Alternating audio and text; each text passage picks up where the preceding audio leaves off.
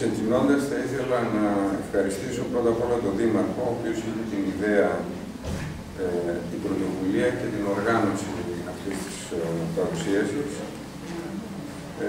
Στη συνέχεια τον κύριο Αρχίλη Πολίτη, ο οποίος γεννώς παραχώρησε τον χώρο. Ακούτε πίσω καλά? Ναι.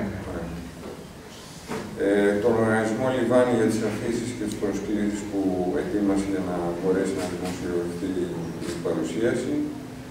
Τον κύριο Στράτο Μαστοράκη για τις προσπάθειες ένταξης του στις παράλληλες εκδηλώσεις του φεστιβάλ. Την κυρία Ευαγγελία Μητροφάνη για τις εικόνες που είχε την καλοσύνη και τον κόπο να συλλέξει και να μας προβάλλει. Και τελευταία, αλλά και ίσως και σημαντικότερα, το Πανασιολογιότατο Αρχιμανδρίτη Δανιήλ Σιμάκου, ο οποίος είχε την καλοσύνη να αποδεχθεί την πρότασή μου να είναι στην παρουσίαση του βιβλίου και να μας μιλήσει.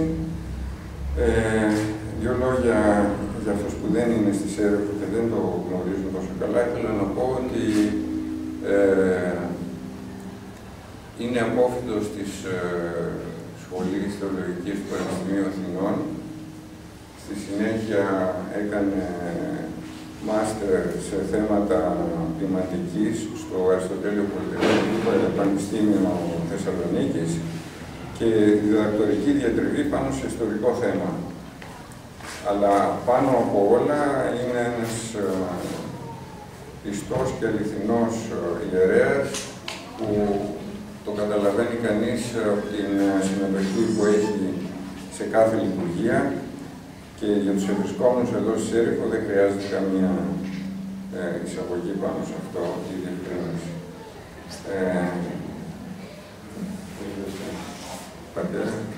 Καλησπέρα σας, κύριε Δήμαρχε, κυρίες και κύριοι, αγαπητέ μας κύριε Ροϊλέ. Έχω τη μεγάλη τιμή και ευχαρίστηση αυτό το βράδυ να σας παρουσιάσω το βιβλίο «Αποκάλυψης Ιησού Χριστού διαχειρός Ιωάννου» του φίλτατου κυρίου Λάμπρου Ροϊλού, ο οποίος γεννήθηκε στο Κάιρο της Αιγύπτου από Έλληνες γονείς. Απόφοιτος της σχολής Μωραΐτη και της νομικής σχολής του Πανεπιστημίου Αθηνών, ολοκλήρωσε τις σπουδές του στο University College και στο London School of Economics με δίπλωμα και μάστερ σε θέματα ναυτικού δικαίου, θαλάσσης και ευρωπαϊκών συμβάσεων. Επί 30 χρόνια άσκησε το επάγγελμα του δικηγόρου μέχρι και Αρείο Πάγο. Οι καλές του γνώσεις στην αγγλική, γαλλική, λατινική γλώσσα και στα αρχαία ελληνικά, αλλά και η εξοικείωσή του με την ερμηνεία νομικών και άλλων κειμένων τον βοηθούν στην πολύχρονη μελέτη της Αγίας Γραφής από το πρωτότυπο.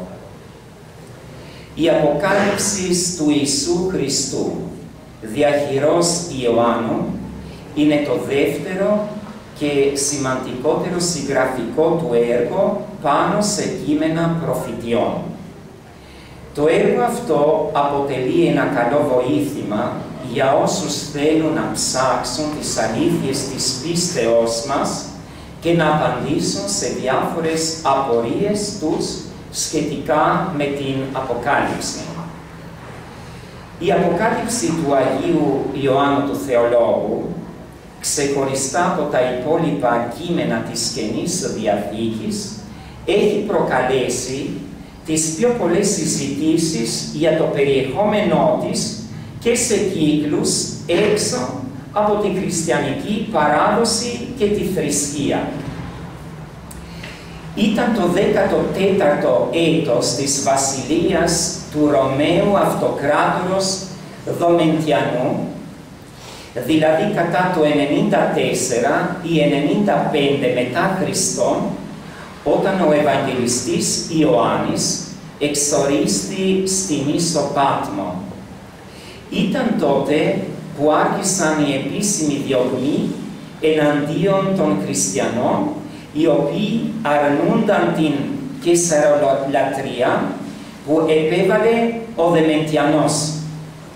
Έτσι, είτε ακούσια είτε ηθελημένα, ο Απόστολος Ιωάννης, ο οποίος τότε εκήρυτε στην Έφεσο, κατέφυγε στην Πάτμο για να επιστρέψει μετά την εξορία του πάλι στην Έφεσο, όπου έμεινε μέχρι το θάνατό του. Κατά την παράδοση, ο Ιωάννης διέμεινε σε σπήλαιο στην Πάτμο. Εκεί είδεν πνεύματι, δηλαδή σε κατάσταση εξτάσεως, κάτω από την επιφύτηση του Αγίου Πνεύματος, μία σειρά αποκαλυπτικών οπτασιών, τις οποίες κατέγραψε σύμφωνα με τη ρητή εντολή του Χριστού. «Ο βλέπεις γράψον εις βιβλίον και γράψον ουν αίδες και αησί και αμένη γενέστε με τα ταύτα». Η ζωηρότητα των περιγραφών μαρτυρεί ότι το βιβλίο της Αποκαλύψεως εγγράφει στην Πάτμο, κάτω από την οποία εντύπωση των αποκαλυπτικών βιωμάτων. Ο Κύριος μας διαβεβαιώνει ότι είναι μακάριος εκείνος που διαβάζει και τηρεί τα λόγια της προφητείας αυτού του βιβλίου. Η Αποκάλυψη του Ιωάννου έχει ως κύριο θέμα τον αγώνα μεταξύ του αγαθού και του κακού πριν από τη δευτέρα παρουσία του Κυρίου. Πρόκειται περί της πάλης μεταξύ της Βασιλείας του Θεού και της δυνάμεως του Σατανά. Ο Ιησούς ως άρχον του κόσμου και ως Κύριος της ιστορίας κατασυντρίβει τελικά κάθε αντίθετο δύναμη και θριαμβεύει η Βασιλεία του Θεού που εκπροσωπείται από την Εκκλησία. Κεντρική ιδέα του αποκαλυπτικού και προφητικού βιβλίου της Αποκαλύψεως αποτελεί η δευτέρα παρουσία του Χριστού ως κριτού και βασιλέως. Ο Απόστολος Ιωάννης εκθέτει την Αποκάλυψη που του ενεπιστεύθη ο Θεός για να δείξει στους δούλους του Θεού αδί γενέστε εντάχει. Αυτά δηλαδή που πρόκειται να συμβούν πολύ σύντομα. Ως προς την χρονική τοποθέτηση του σύντομα, θα πρέπει να λεχθεί ότι ο χρόνος που χαρακτηρίζεται από τους ανθρώπους με την διαδοχή των γεγονότων δεν υπάρχει για το Θεό. Υπάρχει μόνο το χωρίς αρχή και χωρίς τέλος σήμερον. Δεν υπάρχει χθες, δεν υπάρχει αύριο. Αυτό είναι το χαρακτηριστικό της ζωής αιωνιότητος. Με το εντάχει νοούνται όλα τα γεγονότα που πρόκειται να συμβούν σχετικά με την ολοκλήρωση του έργου της σωτηρίας του ανθρώπου. Με τα γεγονότα αυτά είναι άμεσα συνδεδεμένη η δευτέρα παρουσία του Χριστού, η προσδοκία περί της οποίας, σύμφωνα με τις προορίσεις του Κυρίου, είναι έντονα αισθητή στις καρδιές των γενεών των πιστών διαμέσου των αιώνων. Ας μην ξεχνάμε ότι μία μέρα παρακυρίω ως 1000 έτη και 1000 έτη ως ημέρα μία. Στην Αποκάλυψη ο Ιησούς παρουσιάζεται κυρίως ως εσφαγμένον αρνίων. Τονίζεται ότι αυτός εξήλθε νικών και είναι νικήσει. Ο Ιησούς νίκησε το Σατανά κατά την πρώτη παρουσία του επί της γης, δια της ενανθρωπώσεώς του, της σταυρικής του θυσίας και της Αναστάσεώς του. Στον παρόντα όμως αιώνα αντιλαμβάνεται κανείς την προσωρινή και πολύ περιορισμένη επικράτηση των δυνάμεων του σκότους. Το αρνίον όμως, κατά τη δευτέρα παρουσία του, θα εμιγδενήσει το σατανά, θα κρίνει ζώντες και νεκρούς και θα εγκαθιδρύσει τη νέα τάξη των πραγμάτων, το διαρκή και αιώνιο θρίαμβο της Εκκλησίας σε ένα καινούριο ουρανό και μία καινούρια γη.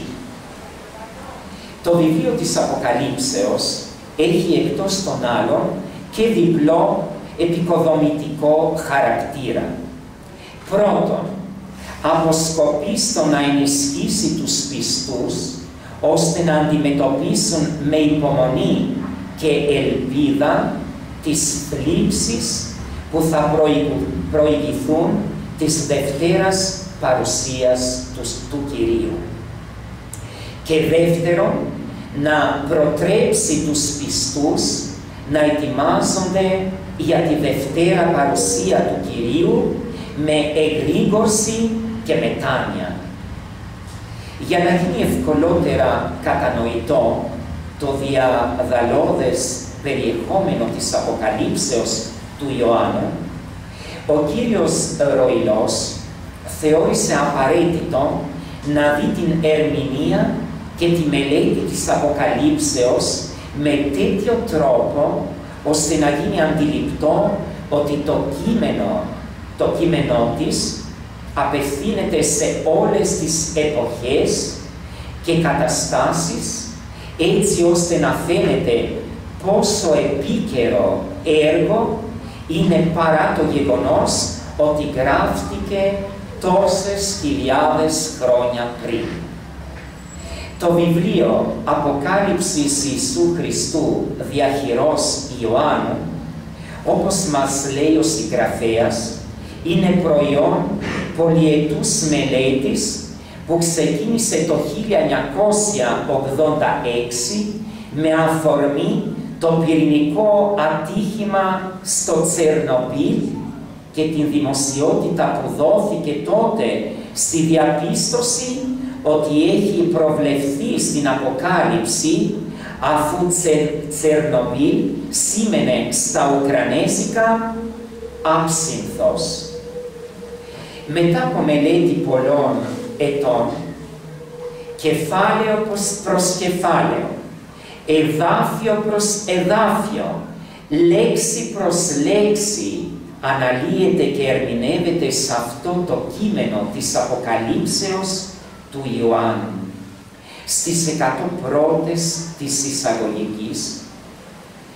εισαγωγής, ο συγγραφέας κάνει μια ιστορική επισκόπηση της Αποκάλυψης. Εξηγεί το πώς και γιατί συμπεριλήφθη στα κανονικό βιβλία της Καινής Διαθήκης. Εν συνέχεια, μέσω περιγραφών από τις προφητείες της Παλιάς Διαθήκης, εξηγεί τα οράματα που είδε ο Ιωάννης και τα γεγονότα που θα συμβούν μέχρι την τελική κατάσταση, την συμβολική Νέα Ιερουσαλήμ, δηλαδή τη νέα πόλη, κατοικία των ανθρώπων, σε μια νέα διάσταση με πλαίσιο, μια νέα γη και νέο ουρανό μαζί με το Θεό και τον Χριστό. Ερμηνεύει τη δομή και τις ενότητες του έργου, τους πρωταγωνιστές, τα αλληγορικά πρόσωπα, τα συμβολικά υλικά, αλλά και τους συμβολικούς αριθμούς, καθώς και όλα τα εδάφια που αφορούν την Αποκάλυψη, ένα προς ένα, με τη σειρά των 22 κεφαλαίων, στα οποία χωρίστηκε το κείμενό της. Θα ήθελα, τιμώντας το συγγραφέα και το σπουδαίο έργο που αυτός προσφέρει μέσα από τη μελέτη της Αποκάλυψης, να σας παρουσιάσω κάποια ενδεικτικά αποσπάσματα από το κείμενό της που προβάλλονται μέσα από αυτό το βιβλίο με σχόλια και αποκομίζουν την Θεία Οικονομία και το ολοκληρωμένο σχέδιο του Θεού για τους ανθρώπους. Και ο έβδομος άγγελος σάλπισε και γίνανε φωνές μεγάλες στον ουρανό και έλεγαν: «Εγένετο η βασιλεία του κόσμου, του Κυρίου μας και του Χριστού Του, και θα βασιλεύσει στους αιώνες των αιώνων». Και 24 πρεσβύτεροι που κάθονταν μπροστά στο Θεό πάνω στους θρόνους τους, έπεσαν επάνω στα πρόσωπά τους και προσκύνησαν τον Θεό λέγοντας: «Σε ευχαριστούμε, Κύριε Θεός, ο Παντοκράτορας, αυτός που είναι και αυτός που ήταν, γιατί ανέλαβες την δύναμή σου τη μεγάλη και βασίλευσες, και τα έθνη οργίστηκαν, και ήρθε η ώρα της οργής σου και ο καιρός να κριθούν οι νεκροί και να δώσεις την ανταμοιβή στους δούλους σου, τους προφήτες και τους Αγίους και τους σεβόμενους το όνομά σου, τους μικρούς και τους μεγάλους, και να καταστρέψεις αυτούς που κατέστρεψαν την γη. Και άνοιξε ο ναός του Θεού που είναι στον ουρανό, και φάνηκε η κυβωτός της Διαθήκης αυτού μέσα στο ναό του, και γίνανε αστραπές και φωνές και βροντές και σεισμός και μεγάλο χαλάζι. Θα είναι τέτοια τα σύμπαντα στη γη, ώστε ο ουράνιος κόσμος που είναι κρυφός και αθέατος στη γη, αλληγορικά, εμφανιζόμενος ως ο ναός του Θεού στον ουρανό, θα ανοίξει και η ουράνια πνευματική υπόσταση της κυβωτού της Διαθήκης στον ουρανό, μαζί με το ναό θα φανούν στους ανθρώπους. Το άνοιγμα όμως του ουρανού, ώστε να φανεί το εσωτερικό του πνευματικού ουρανίου ναού και τα Άγια των Αγίων του, όπου φυλάσσεται η πνευματική κυβωτός της Διαθήκης, δεν συμβολίζει μόνο την τρομερή παρέμβαση του Θεού που θα διαφθείρει τους διαφθορείς της γης, αλλά και την επικείμενη ένωση της ύπαρξής του με αυτή των ανθρώπων, που θα μεταλλαχθούν και για πρώτη φορά θα μπορέσουν να συλλάβουν την οντότητά του, κοιτάζοντάς τον στα μάτια. Στο εδάφιο 12, στίχος 1, ο συγγραφέας αναφέρεται στο στεφάνι με τους 12 αστέρες που φέρει το όρομα εγγύου γυναίκας στον ουρανό και συμβολίζει την Παναγία και την χριστιανική εκκλησία, και επί της κεφαλής αυτής στέφανος αστέρων 12. Το συμβολισμό των 12 αστέρων ο συγγραφέας εξηγεί ως εξής: οι 7 αστέρες της Αποκάλυψης, τους οποίους εμφανίζεται να έχει στο δεξί του χέρι ο Χριστός, σύμφωνα με το εδάφιο 1 στίχος 20, είναι οι άγγελοι των 7 σημαντικών χριστιανικών εκκλησιών της Μικράς Ασίας, στις οποίες απευθύνονται οι 7 επιστολές των κεφαλαίων 2 και 3 της Αποκάλυψης. Σημειωτέων, ότι στην Παλαιά Διαθήκη δεν υπάρχει προηγούμενο αναφοράς 12 αστέρων. Επομένως, είναι δυνατόν να υποθέσουμε ότι οι 12 αστέρες στον ουρανό της γυναίκας είναι 12 άγγελοι όλης της χριστιανικής εκκλησίας, αυτοί που προείστανται και διδάσκουν τους λόγους του Χριστού στους πιστούς της εκκλησίας αυτής, και ειδικότερα είναι οι 12 Απόστολοι και οι μαθητές του, τους οποίους έστειλε ο Χριστός να διδάξουν τους λόγους του σε όλο τον κόσμο. Κάποιοι θεωρούν ότι οι 12 αστέρες συμβολίζουν τις 12 φυλές του Ισραήλ.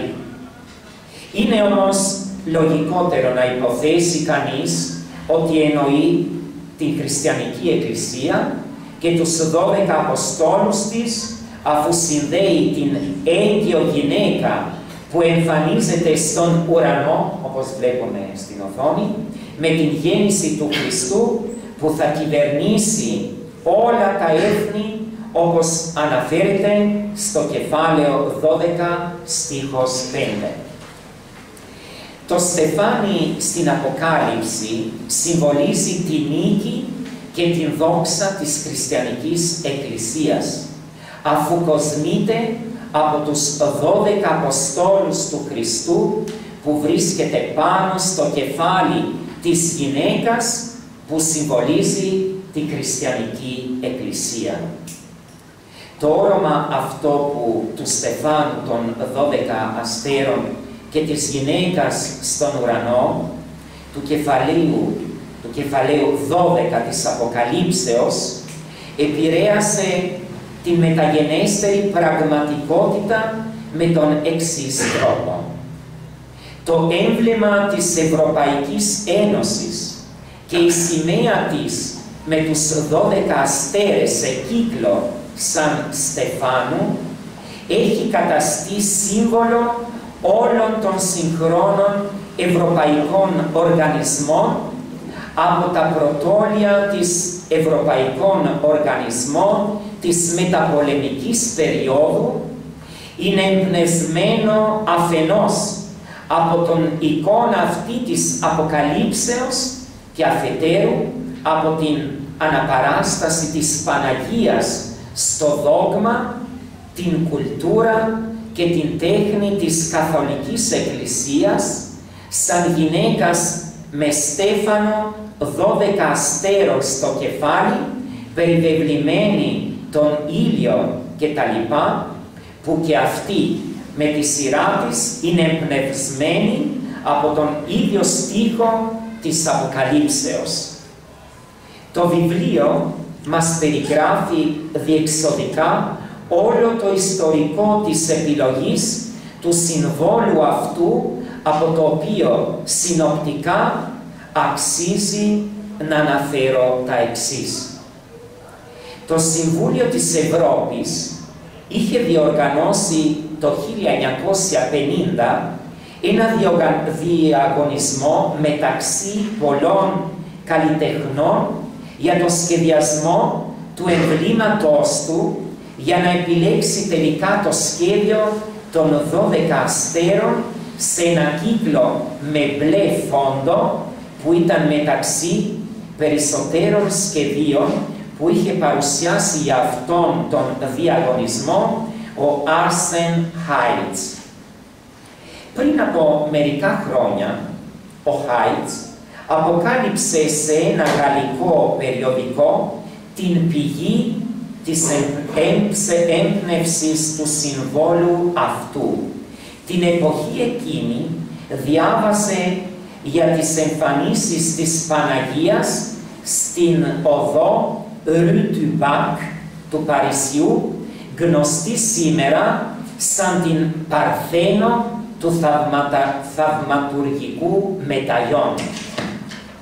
Σύμφωνα με τα λεγόμενα του καλλιτέχνη, αυτός οραματίστηκε 12 αστέρια σε έναν κύκλο με μπλε φόντο, με τον ίδιο τρόπο που αναπαρίσταται ο κύκλος αυτός των αστεριών σε εικόνες, πίνακες και αγάλματα της Καθολικής Εκκλησίας με την εικόνα της Παναγίας γνωστής σαν άμωμος σύλληψης. Στην αρχή ο Χάιτς θεώρησε σαν ένα φτούργισμα της φαντασίας του από τα πολλά που έχει ένας καλλιτέχνης, αλλά στη συνέχεια είπε ότι τον συνεπήρε με τέτοιο βαθμό ώστε να αποτελέσει το κέντρο ενός βαθύτερου στοχασμού. Σύμφωνα με τον καθηγητή Χαϊβέρ Παρέντες, που φαίνεται σαν να γνώριζε καλά τον Χάιτς, τον περιγράφει ως εξής: ο Χάιτς ακούει μέσα του τον Θεόν. Με άλλα λόγια, προσεύχεται με την καρδιά και το νου του. Λέει ότι είναι βαθιά θρησκευόμενος και αφοσιωμένος στην Παναγία, προς την οποία δεν παραλείπτει καθημερινά να προσεύχεται με ένα ροζάριο από κοινού με την σύζυγό του. Γι' αυτό πιστεύει ότι η έμπνευσή του ήρθε όχι μόνο από τις καλλιτεχνικές του δεξιότητες, αλλά και από τις σιωπηλές φωνές με τις οποίες ο ουρανός μιλάει με τους ευσεβείς ανθρώπους, μεταξύ των οποίων αμφιβόλα συγκαταλέγεται ο Χάιτς. Είναι λοιπόν αυτός ο καλλιτέχνης που σχεδόν στο τέλος της ζωής του και στο σενήθ της καριέρας του μπορεί να ισχυριστεί με την εγγύηση της αυθεντικότητας ότι ξαναζεί τη στιγμή αυτής της έμπνευσής του σαν έναν άνθρωπο που αγαπάει όλον τον κόσμο και ιδιαίτερα την Παναγία ως μητέρα όλων μας. Ένα άλλο ωραίο σημείο του βιβλίου είναι και αυτό που αναφέρεται στη χιλιετία, δηλαδή στα 1000 χρόνια του δεσίματος του διαβόλου και στη χιλιετία της Βασιλείας του Χριστού. Ο Χριστός στο κατά Ιωάννην Ευαγγέλιο μας λέει: «Εγώ είμαι η Ανάστασης και η ζωή. Όποιος πιστεύει σε μένα και αν πεθάνει θα ζήσει, και όποιος ζει και πιστεύει σε μένα δεν θα πεθάνει ποτέ». Μετά τη δευτέρα παρουσία του Χριστού στη γη θα πραγματοποιηθεί η Ανάσταση των νεκρών και θα έρθει η αιώνια ζωή. Ο άνθρωπος θα βρίσκεται σε μια νέα πνευματική διάσταση στον ουρανό, στη Νέα Ιερουσαλήμ, με το Θεό και τον Χριστό, όπου θα καταργηθεί ο πόνος και ο θάνατος. Τελειώνοντας, θέλω να ευχαριστήσω ξανά τον κύριο Ροϊλό για την ευκαιρία που μου έδωσε να κάνω την παρουσίαση του βιβλίου και για τα καλά λόγια επίσης που είπε για μένα. Είναι ένα αξιόλογο έργο το οποίο ενεκρίθηκε από την Αποστολική Διακονία της Εκκλησίας της Ελλάδος και δόθηκε σε όλα τα βιβλιοπωλεία της Αποστολικής Διακονίας για διάθεση. Ελπίζουμε ότι το βιβλίο τούτο θα αποτελέσει πόλο έλξης για την αναζήτηση από τον αναγνώστη ή την αναγνώστρια της Αποκαλύψεως με την βεβαιότητα ότι η μελέτη των λόγων του Θεού εν μέσω της κρίσης των πνευματικών αξιών που μαστίζει την εποχή μας θα αποτελέσει φως στη ζωή του αναζητούντος την αλήθεια, ιδιαίτερα στις ημέρες μας κατά τις οποίες διεξάγεται η μάχη του Αντιχρίστου εναντίον του Χριστού και εναντίον των ορθοδόξων πιστών του, κατά από τα πολλά προσωπία του άρχοντος του σκότους του αιώνος τούτου. Ευχαριστώ πολύ.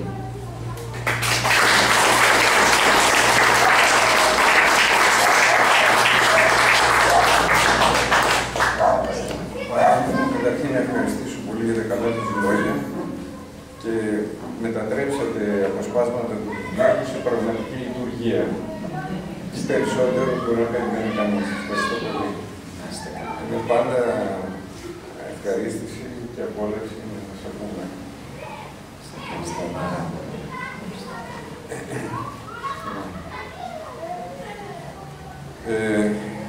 Η αποδοχή της Αποκάλυψης και των κειμένων της Αγίας Γραφής γενικότερα προϋποθέτει θρησκευτική πίστη. Αξίζει επομένως να αναφερθούμε εισαγωγικά σε αυτή. Η πίστη που αποτελεί την εμπέδωση της αποδοχής κάποιων δεδομένων, ώστε να δημιουργείται σε κάποιον η πεποίθηση για κάτι ή και αυτό που λέμε οι πεποιθήσεις κάποιου, δεν βασίζεται μόνο στη λογική και σε πραγματικά ή και σε επιστημονικά δεδομένα. Αποτελεί κυρίως ένα συναίσθημα που μας κυριαρχεί και υπαγορεύεται κυρίως από το υποσυνείδητό μας. Το υποσυνείδητο είναι ένα σύμπλεγμα πληροφοριών και συναισθημάτων για τα οποία δεν έχουμε συνείδηση, δηλαδή απόλυτη συνειδητή γνώση όταν είμαστε ξύπνοι. Αν και η δοξασία ότι ο άνθρωπος χρησιμοποιεί μόνο το 10% του εγκεφάλου του όταν είναι ξύπνιος, αποτελεί πλέον ένα μύθο, εν τούτης η επιστήμη δεν έχει καταφέρει ακόμα να εξιχνιάσει όλες τις εγκεφαλικές λειτουργίες του ανθρώπου.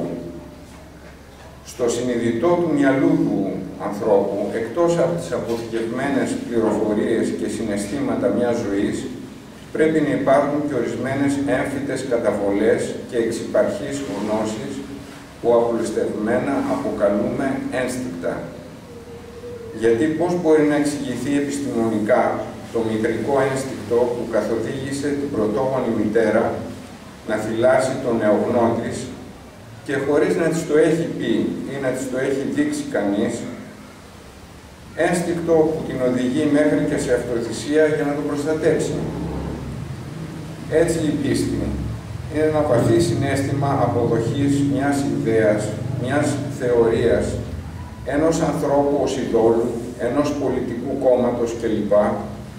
Που μας κυριαρχεί και μας οδηγεί σε ορισμένες συμπεριφορές και αποδοχή και άλλων ιδεών και πληροφοριών που προέρχονται από την αρχική πηγή πίστης της μιας ιδέας, του ενός προσώπου ειδόλου, του ενός πολιτικού κόμματος κλπ. Αντίστοιχα, η θρησκευτική πίστη, δηλαδή η αποδοχή της ύπαρξης ενός Θεού, σαν μιας αρχικής πηγής δημιουργίας, πηγής κυριαρχίας του σύμπαντος, πηγής ζωής και πηγής φιλανθρωπίας, αποτελεί ένα κυρίαρχο βαθύ συναίσθημα στον άνθρωπο που δεν βασίζεται μόνο σε απλούς λογικούς συνειρμούς του συνειδητού, αλλά βασίζεται και εκπορεύεται από ένα σύμπλεγμα πληροφοριών και συναισθημάτων του υποσυνείδητου, εμφυτευμένων στο DNA του ανθρώπου, κάτι σαν το μητρικό ένστικτο που αναφέραμε, το ένστικτο της επιβίωσης, το ένστικτο της γνώσης του τι είναι δίκαιο και άδικο και ούτω καθεξής. Είναι το ένστικτο που μας κάνει να πιστεύουμε στην ύπαρξη ενός Θεού, δημιουργού και κυρίαρχου των πάντων. Η διαφορά μεταξύ ενός άπιστου και ενός πιστού, δηλαδή ενός ανθρώπου με θρησκευτικό συναίσθημα και πίστη, είναι ότι ο δεύτερος έχει καλλιεργήσει τη σχέση του συνειδητού με το ασυνείδητο ένστικτό του αυτό, ενώ ο πρώτος, ο άπιστος, ενσυνείδητα ή συνειδητά, ανάλογα με τα βιώματά του και πόσο επηρεάζεται από τα εγκόσμια, το αποθεί ή το αποκλείει ή δεν το αφήνει να αναπτυχθεί μέσα του, προσπαθώντας να το απορρίψει με την απλή, ενσυνείδητη και πεπερασμένη λογική του, σκεπτόμενος παραδείγματος χάρη, ότι αφού με έκανε δυστυχισμένο ο Θεός, είδε με εισάγουσε σε μια μου επιθυμία ή αφού ακούω τον Θεό και πουθενά δεν βλέπω να παρεμβαίνει, τότε Θεός δεν υπάρχει. Αυτά τα λογικά επιχειρήματα δεν βρίσκουν ανταπόκριση στους πραγματικούς πιστούς χριστιανούς, γιατί ξέρουν ότι γι' αυτά η Θεία Πρόνοια και το Θείο Σχέδιο, αποκαλούμενο και Θεία Οικονομία για τον άνθρωπο και την εξέλιξή του, έχουν κάποια εξήγηση. Αυτή η εξήγηση βρίσκεται στις κρυφές πληροφορίες και συναισθήματα που είναι στο ασυνείδητο και στο DNA των πιστών αυτών, που τους την λένε και που την βγάζουν στην επιφάνεια του συνειδητού υπό τη μορφή του ενστίκτου, στο οποίο αναφερθήκαμε πιο πάνω. Η ασύγχρονη θεωρία υποστηρίζει ότι η υλική παρουσία του ανθρώπου στη γη είναι μια διαδικασία εμπειριών με τις αντιθέσεις της, τα θετικά και τα αρνητικά, που με θέλημα Θεού πάντα θα επιτρέψουν στον άνθρωπο να μεταβεί με όλες αυτές τις εμπειρίες σε μια άλλη πνευματική διάσταση και υπόστασή του, πνευματικής άειλης υφής, πιο πλούσιος όμως από ό,τι ξεκίνησε στον υλικό κόσμο της γης. Άλλωστε, αποτελεί θρησκευτική υπεποίθηση της χριστιανικής πίστης ότι οι άνθρωποι δοκιμάζονται παντιοτρόπως από τον Θεό κατά την παραμονή του στη γη, από πόνους, συμφορές, δυστυχία, αρρώστιες, αλλά και δοκιμάζουν χαρές, αγάπη, πατρότητα, πνευματικές απολαύσεις κλπ. Προς τι όμως όλα αυτά, αφού ο άνθρωπος δημιουργήθηκε από το Θεό στον παράδεισο των πρωτοπλάστων, γιατί να μην συνεχιζόταν εκεί η ύπαρξή του μόνο με ευτυχία, αγάπη, απολαύσεις, καλοσύνη, συνέπεια, εντιμότητα κλπ. Γιατί θα ήταν απαραίτητη η δοκιμασία στη γη, στην κοσμική υλική του διάσταση. Μα δεν ήταν έτσι, πώς θα αντιλαμβανόταν η ανθρώπινη ύπαρξη σε βάθος την αξία της ευτυχίας, χωρίς τη δυστυχία, την ευεξία, χωρίς το σωματικό πόνο, την εντιμότητα, χωρίς την ατιμία και ούτω καθεξής. Πώς αλλιώς παρά μέσα από την πάλη του καλού έναντι του κακού, του δικαίου έναντι της αδικίας, του πνεύματος απέναντι στην ύλη, θα μπορούσε ο άνθρωπος να ανέβει σε ένα ανώτερο επίπεδο συνείδησης και ύπαρξης. Η αντιπαλότητα με τις αντιξοότητες της ζωής και τις δοκιμασίες δεν μας κάνει δυνατότερους. Οι συμφορές δεν μας κάνουν πιο ανθρώπινους στις σχέσεις μας, πιο μεγαλόθυμους και ούτω καθεξής. Πώς θα υπήρχε η πληρότητα των θετικών στοιχείων στη νέα πνευματική διάσταση για την οποία προόριζε τον άνθρωπο ο Θεός, χωρίς την εμπειρία των αρνητικών στοιχείων.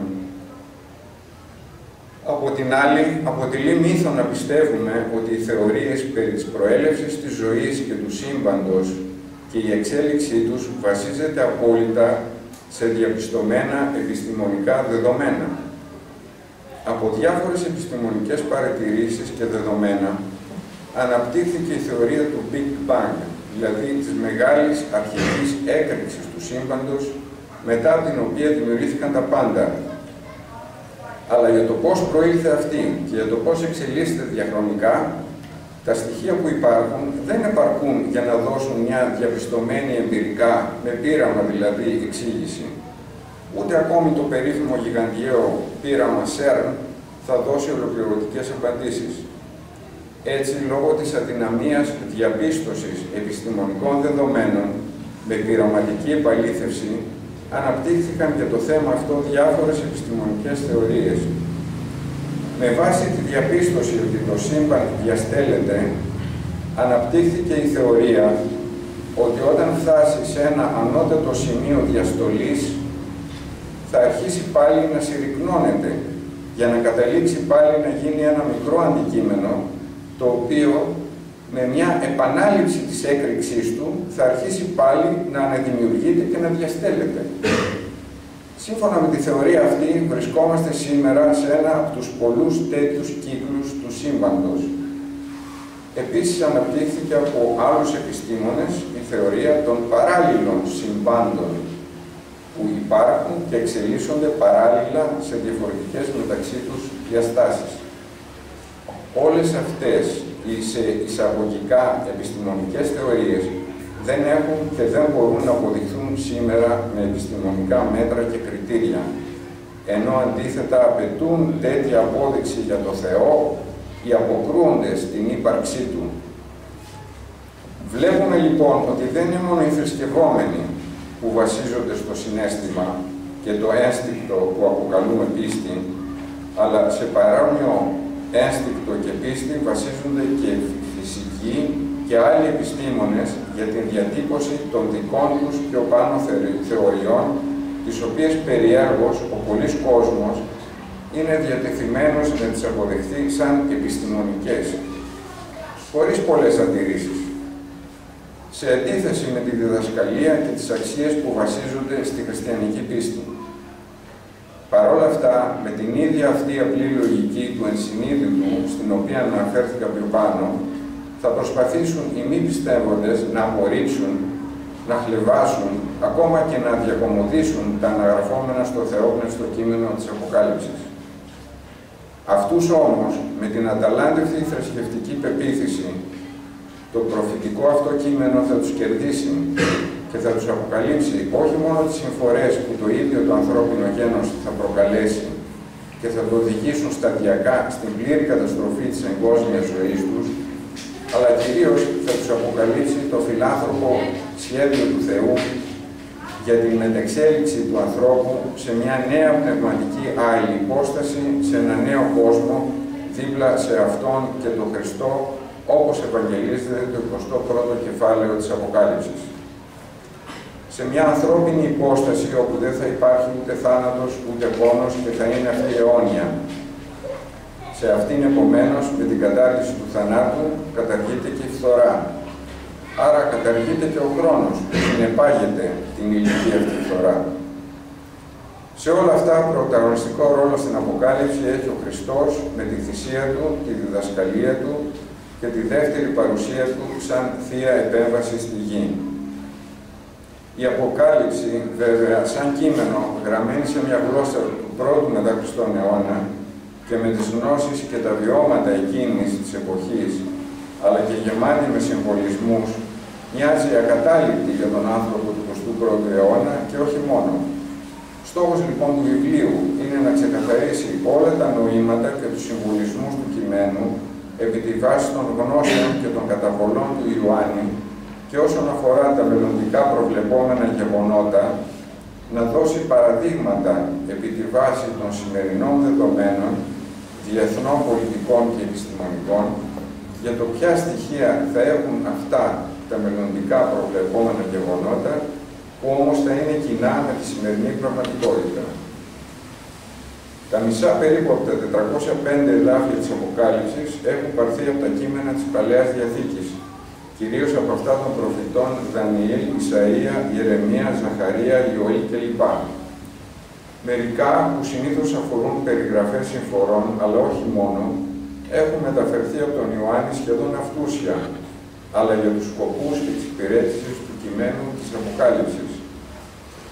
Με ποια έννοια είχαν χρησιμοποιηθεί στην Παλαιά Διαθήκη και με ποια έννοια και για ποιο σκοπό τα χρησιμοποιεί εδώ ο Ιωάννης, προσπαθεί να εξηγήσει το βιβλίο σε κάθε τέτοια περίπτωση, παραθέτοντας σε δική μου μετάφραση και το απόσπασμα του κειμένου της Παλαιάς Διαθήκης. Σε μια εισαγωγή 100 σελίδων εξηγείται με ιστορικά δεδομένα από ποιον γράφτηκε η Αποκάλυψη, πότε και πού γράφτηκε, η σχέση της με τα 4 Ευαγγέλια, εξηγείται τι είναι Αποκάλυψη και τι προφητεία, τι είναι οι απόκριφες αποκαλύψεις και από αυτές εξετάζονται εκείνες του Πέτρου και του Παύλου. Η γλώσσα και η δομή του έργου, ο χωρισμός του σε 22 κεφάλαια και 405 εδάφια. Αναλύονται πολλές ερμηνευτικές μέθοδοι που χρησιμοποιήθηκαν διαχρονικά και ποια κατά την κρίση μου είναι η ορθότερη. Οι πρωταγωνιστές της Αποκάλυψης, η σύνοψη των γεγονότων σε αυτήν, οι αριθμοί που χρησιμοποιούνται στην Αποκάλυψη και ο συμβολισμός τους στην αρχαιότητα, τα πνευματικά μηνύματα της Αποκάλυψης και κάποια παραδείγματα οραμάτων στην Αποκάλυψη που επηρέασαν τη μεταγενέστερη πραγματικότητα, ένα από τα οποία ανέφερε ο πατέρας Δανιήλ όσον αφορά την Ευρωπαϊκή Σημαία, το σύμβολό της. Κάθε κεφάλαιο από τα 22 στα οποία χωρίζεται η Αποκάλυψη αρχίζει με το πρωτότυπο κείμενο σε μονοτονική απόδοση και συνεχίζει μετά από μια εισαγωγή με δική μου μετάφραση των πρωτοτύπων εδαφείων σε επιμέρους ενότητες κατά περίπτωση, καθώς και με την ανάπτυξη της ερμηνείας αυτών. Η πρωτοτυπία του τίτλου, σαν «Αποκάλυψη Ιησού Χριστού διαχειρός Ιωάννου», προκύπτει από το ίδιο το κείμενο της Αποκάλυψης και τεκμηριώνται στην εισαγωγή και στην κεφάλαια 1 και 22 του βιβλίου. Για τον αναγνώστη, το ταξίδι στο κείμενο της Αποκάλυψης ξεκινάει μετά από ένα εισαγωγικό στο πνεύμα του έργου πρόλογο και μετά το πρώτο όραμα της εμφάνισης του Χριστού στον Ιωάννη, με μια πορεία μέσα από τις 7 τις επιφανέστερες πολιτιστικά ελληνοποιημένες πόλεις Μικράς Ασίας του πρώτου μετά Χριστόν αιώνα. Στο βιβλίο περιγράφονται οι πόλεις, η ιστορία και ο κοινωνικός τους περίγυρος, στα πλαίσια του οποίου περνούν τα πνευματικά και κατηχητικά μηνύματα της Αποκάλυψης προς τις εκκλησίες τους, πολλά από τα οποία είναι διαχρονικά. Το ταξίδι συνεχίζεται με περιγραφές της σκηνής του θρόνου του Θεού στον ουρανό και των ουρανίων πλασμάτων που το περιβάλλουν, με εικόνες στον ουρανό που εναλλάσσονται με τις περιγραφόμενες δοκιμασίες στην κοσμική ζωή των ανθρώπων, με φυσικές καταστροφές και πολέμους, με τυραννικά καθεστώτα και έλεγχο της ανθρωπότητας από τις αρνητικές αντίθεες δυνάμεις που αποδίδονται στον εχθρό του ανθρώπου, διάβολο. Περαιτέρω γίνεται μια τεκμηριωμένη εκτίμηση για τους λόγους της ολοκληρωτικής καταστροφής της γης και με ποιο τρόπο μπορεί να συντελεστεί αυτή, πυροδοτώντας τη Θεία Παρέμβαση με τη δεύτερη παρουσία του Χριστού, για να καταλήξει το ταξίδι του αναγνώστη με τη δεύτερη παρουσία του Χριστού, για να καταλήξει το ταξίδι του αναγνώστη μετά την καταιγίδα των συμφορών στη γη, στο λιμάνι της νέας πνευματικής υπόστασης της ανθρώπινης ύπαρξης και ψυχής, που αναφέρεται και περιγράφεται στο 21ο κεφάλαιο της Αποκάλυψης σαν η ουράνια πόλη της Νέας Ιερουσαλήμ. Το βιβλίο παράλληλα προσπαθεί να τεκμηριώσει την πραγματοποίηση κάποιων πραγματικών περιστατικών που περιγράφονται στο κεφάλαιο 8, παραδείγματος χάρη το ατύχημα στο Τσερνομπίλ, το σκοτίνιασμα ήλιου και σελήνης κατά το 1/3, όπως και προσπαθεί επί τη βάση της κρατούσας διεθνούς πολιτικής πραγματικότητας να δώσει τεκμηριωμένα παραδείγματα για το τι θα μπορούσε να εννοείται με τα περιγραφόμενα στα κεφάλαια 13, 17 και 18, πολιτικά καθεστώτα και παγκόσμιες εξουσίες.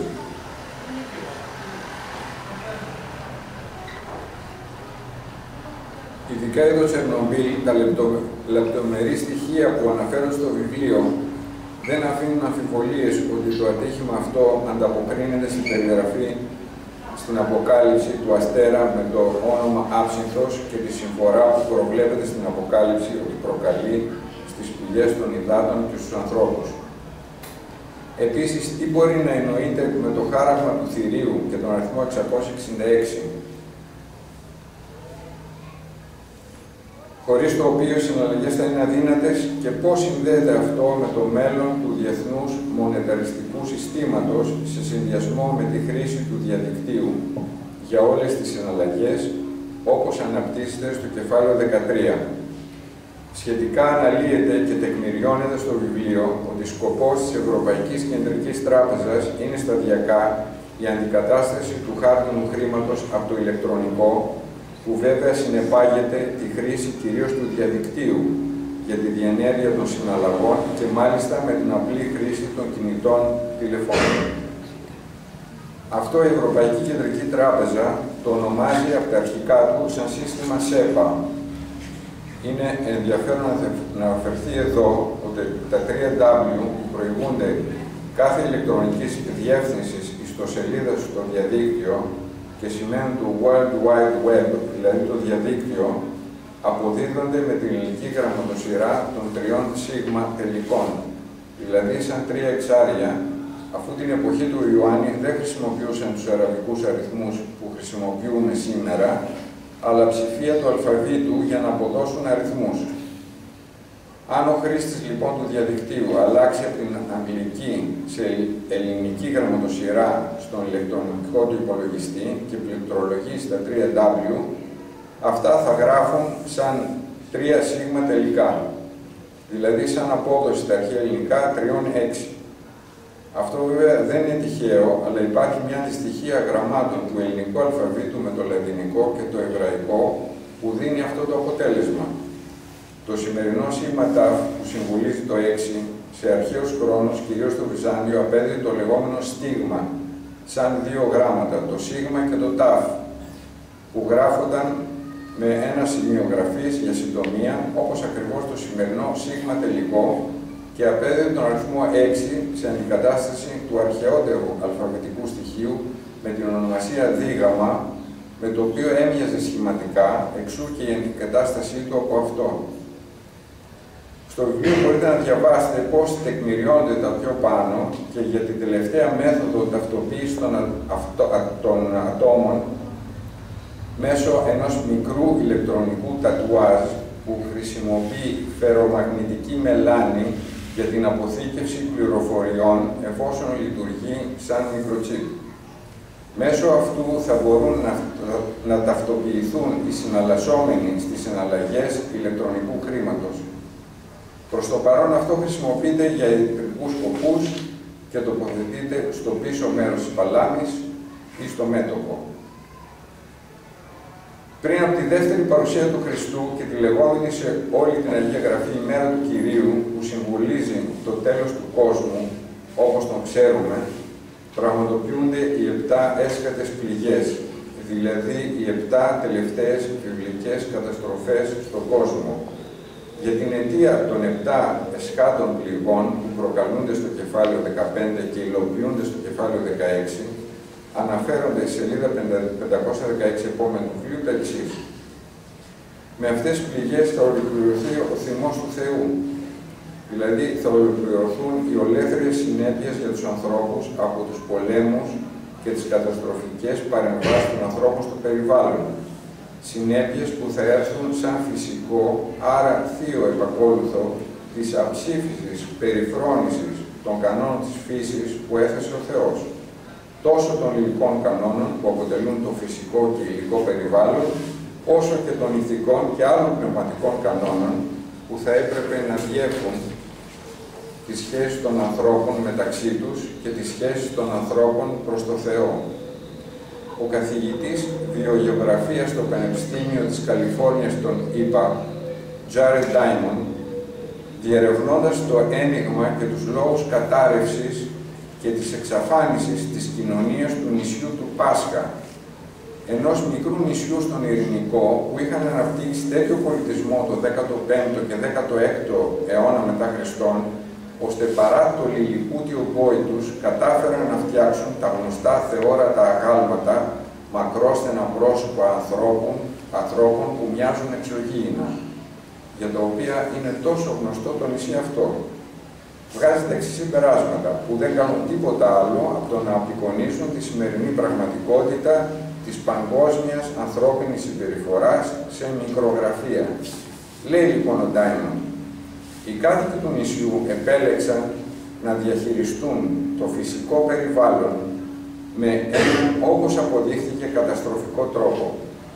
Υπερεκμεταλλεύτηκαν την ξυλία των δέντρων και τη γονιμότητα του εδάφους. Αυξήθηκε υπερβολικά ο πληθυσμός και χώρισαν τη γη τους σε περιοχές που εξουσίαζαν ομάδες πληθυσμού με ανταγωνιστικές έως και πολεμικές μεταξύ τους σχέσεις. Η αλόγιστη εκμετάλλευση του φυσικού περιβάλλοντος υπέσκαψε την ικανότητα της μακροπρόθεσμης επιβίωσης. Όταν η κοινωνία χάσει την αίσθηση της σπουδαιότητας των συλλογικών αγαθών, μας λέει ο καθηγητής Ντάιμον, ως προϋπόθεση για τη βιώσιμη ικανοποίηση των ατομικών αναγκών, τότε οι κοινωνίες καταρρέουν. Ήδη αρχή βεβαίως διέπει και τη διεθνή κοινωνία στο επίπεδο συμπεριφοράς κρατών και των πληθυσμών τους, στις μεταξύ τους σχέσεις και σε συνάρτηση με το περιβάλλον. Η απώλεια της πιο πάνω αίσθησης οδηγεί σε καταστροφή του περιβάλλοντος και των φυσικών αποθεμάτων της γης, καθώς και σε πολέμους που τον 20ο αιώνα και σήμερα είναι ικανοί να καταστρέψουν τον πλανήτη και την ανθρωπότητα, ενώ αυτό δεν θα μπορούσε να συμβεί στο παρελθόν με τα μέσα και τα όπλα που υπήρχαν τότε.